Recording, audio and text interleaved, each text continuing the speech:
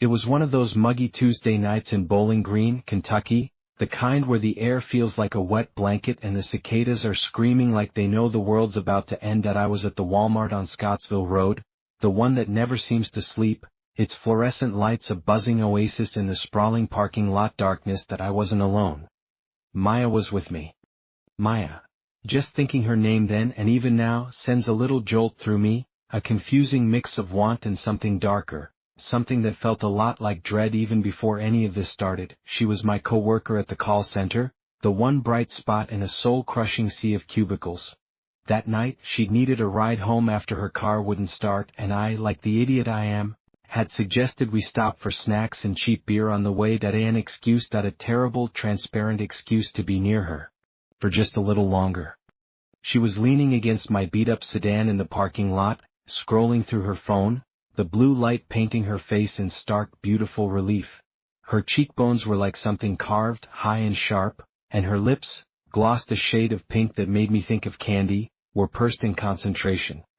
She was wearing this thin, cream-colored tank top and a pair of those jeans that aren't just denim, they're a commitment, hugging every curve from her hips down to her thighs, which I was trying very hard not to stare at. I always failed. I could see the faint outline of her phone in her back pocket, the denim straining against it, and I had a sudden, stupidly vivid image of pulling it out just to feel the heat of her through the fabric.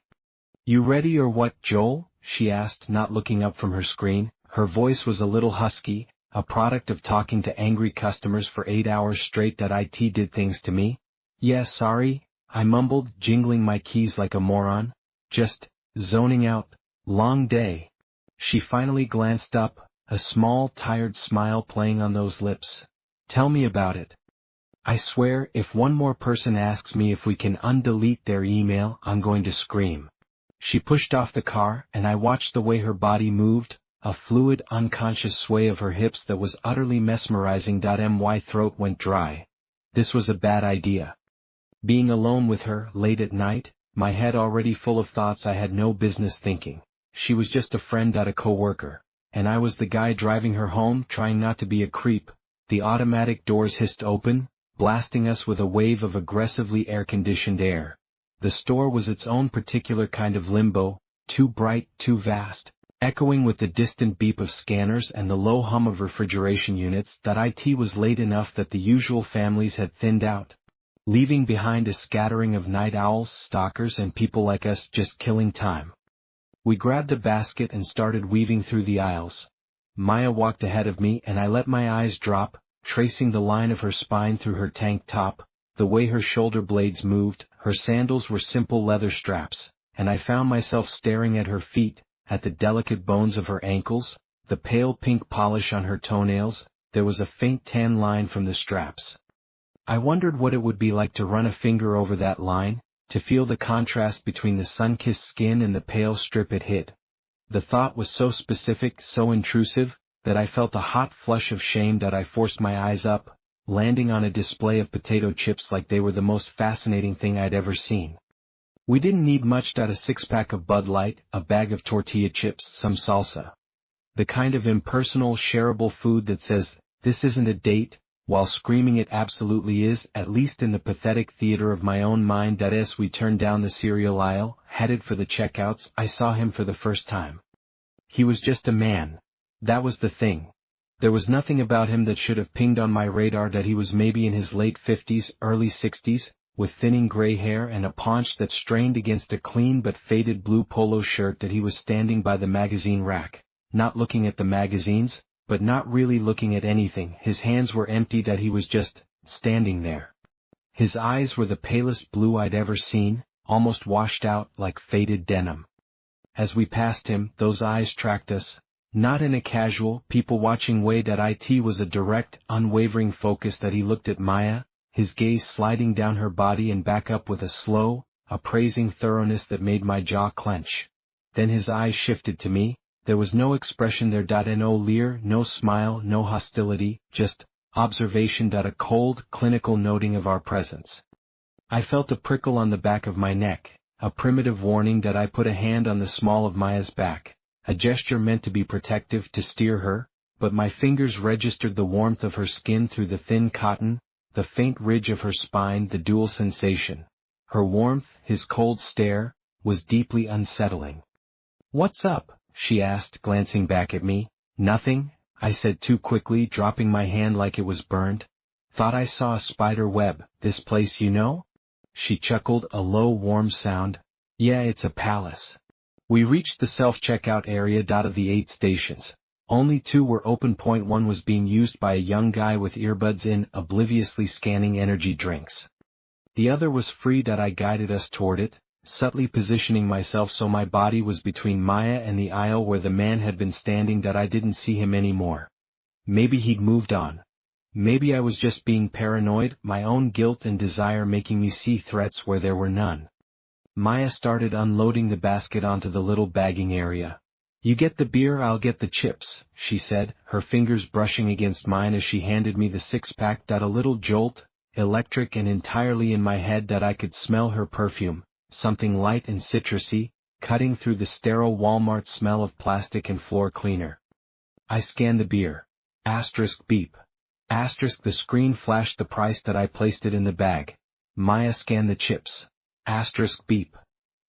She was humming under her breath, a little off-key. I watched the muscles in her forearm flex as she moved the bag. My eyes drifted down to her legs again, to the way her jeans tightened across her thighs as she shifted her weight.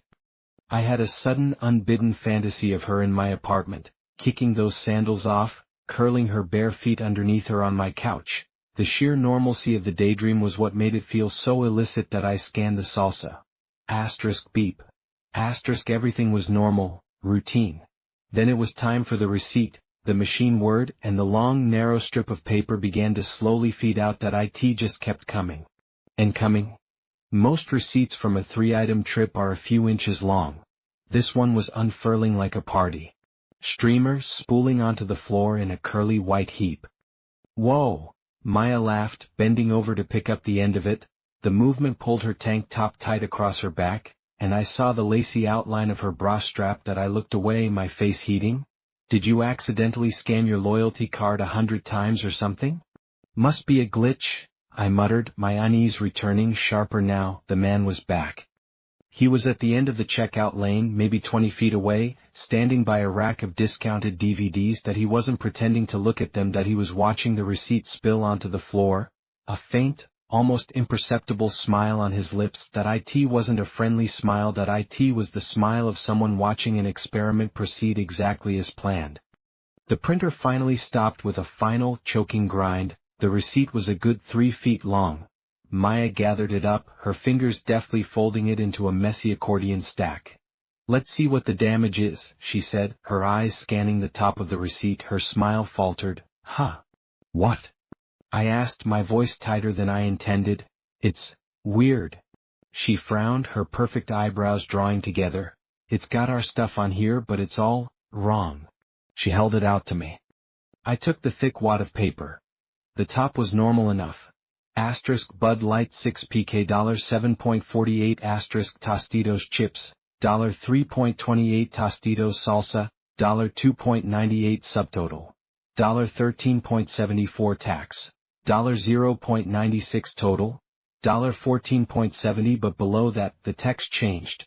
The font was the same, but the items listed were not. Item: Private Thought, May 17, 2022, 3:14 p.m. $0.00 Detail: Imagine kissing Rachel from accounting behind the supply closet. Her mouth tasted like mints. I froze. My blood went cold. Rachel from accounting had left the company 6 months ago, and I had thought that, exactly that. On a slow Tuesday afternoon, staring at the back of her head, I'd had that specific, stupid, fleeting thought. I'd never told anyone. I'd barely admitted it to myself. My heart started to hammer against my ribs. This wasn't possible. A prank? Some kind of fucked up data breach. "What is it?" Maya asked, her voice laced with concern now. "Joel? You look like you've seen a ghost." I couldn't speak. My eyes dropped to the next line. Item: Private Thought, August 2, 2023, 10:22 p.m. $0.00 Detail: Wondered what Maya would look like crying. Felt aroused. A cold sweat broke out on my forehead. My mouth filled with the taste of copper. No. That was last night. Lying in bed, unable to sleep, my mind drifting into dark, shameful places. The kind of thought you shove down immediately, horrified at yourself. The kind of thought that is yours and yours alone. I frantically scanned down the list, the paper trembling in my hands. Asterisk item. Memory, age 14. $0.00 asterisk detail. Stole $20 from mother's purse. Blamed it on your sister that she was grounded for a month. Item. Secret, current. $0.00 detail. You hate your father that you pretend to forgive him for walking out, but you hope he's alone and miserable. Item. Private ACT November 12, 2022. $0.00 detail. Watched a video of a girl who looked vaguely like your cousin. Felt immediate shame and deleted history. On and on it went. A meticulously itemized catalog of every rotten, petty, shameful and secret thing I had ever done or thought. Things I had worked for years to forget. Things so deeply buried I'd almost convinced myself they never happened. My deepest insecurities, my most vicious judgments of friends, every lie I'd ever told, every cruel thought, every perverse fantasy. All there in stark black Times New Roman on cheap thermal paper. This wasn't a glitch, this was an autopsy. Joel, seriously, what is that? Maya's hand was on my arm, her touch burning through my sleeve. You're scaring me. I looked up, my vision swimming. The man was gone from the DVD rack. I spun around, my heart trying to claw its way out of my throat. I saw him then, over by the exit doors. He was just standing there, watching us. His head was tilted slightly, as if studying a particularly interesting insect. His pale eyes seemed to glow in the fluorescent light. He knew what was on this receipt. He had been waiting for it. A violent, primal terror seized me. This was beyond a joke, beyond any rational explanation. This was evil. A silent, creeping evil that operated through supermarket checkout lines. We have to go, I choked out, crumpling the receipt into a tight ball and shoving it into my jeans pocket. It felt like a live coal burning against my thigh. What did it say? Maya persisted, her beautiful face etched with confusion and now real fear. Nothing. It's nothing. Just a stupid misprint. I lied, the words tasting like ash in my mouth. Another lie to add to the list. I grabbed the bag of groceries and practically dragged her towards the exit, my grip on her elbow probably too tight that I couldn't look at her. Not after what I'd just read about myself. The receipt had laid me bare. I was a monster, and the evidence was in my pocket. The automatic doors hissed open. The humid Kentucky night air felt like a physical blow after the store's chill. I scanned the parking lot, my eyes darting into the shadows between cars. Where was he? Had he followed us out? Joel, you're hurting my arm, Maya said, pulling away from me. She stopped walking, planting her feet. What the hell is going on? You need to talk to me right now. I turned to her, and in the sickly yellow light of the parking lot lamps, she looked different. The desire I'd felt for her was still there, a low thrum in my blood, but it was now tangled up with a nauseating shame. I saw the delicate column of her throat, and I remembered the receipt's words. Wondered what Maya would look like crying. I saw the trusting confusion in her wide eyes, and I wanted to vomit. It's that guy, I stammered, my voice shaking. The one inside. He was staring. He gave me a really bad feeling. It was a pathetic, watered-down version of the truth, but it was all I could manage. Maya's expression softened from fear to concern. She thought I was just being spooked. She didn't understand that the real horror wasn't out here in the parking lot. It was in my pocket, and it was inside my own head. Okay, she said slowly, rubbing her arm where I'd gripped it. Okay, let's just get to the car then. We started walking again, faster this time. Every shadow seemed to move. Every distant car engine sounded like it was getting closer. I fumbled for my keys, my hands slick with sweat. I hit the unlock button and the car chirped, its lights flashing a welcome in the vast, dark emptiness. I yanked open the passenger door for her. Get in. As she slid into the seat, I caught another glimpse of her sandal, the strap cutting into the pale skin of her instep. The urge to kneel and loosen it for her was so strong and so inappropriate that I physically recoiled. I slammed the door shut, the sound unnaturally loud in the quiet night. I hurried around to the driver's side, my head on a swivel. Nothing. No sign of the man. Just the endless rows of cars, the buzzing lights, the distant sound of traffic on Scottsville Road. I slid into the driver's seat, slammed the door, and hit the lock button. The solid thunk of the locks engaging should have been a relief. It wasn't. The interior of the car was silent and hot. Maya was staring straight ahead, her arms crossed over her chest. I could feel the crumpled receipt in my pocket, a cancerous weight. I had to get rid of it. I couldn't have that thing near me. Joel, Maya said quietly, not looking at me, what was really on that receipt? I couldn't tell her. I could never tell her. To say it out loud would be to make it real in a way that this silent, paper confession wasn't. It would be to show her the rot inside me. It was a mistake, I whispered, staring at my white-knuckled hands on the steering wheel. A computer error. It had a bunch of random words, gibberish. It was the flimsiest lie imaginable. My performance was terrible. She knew I was lying.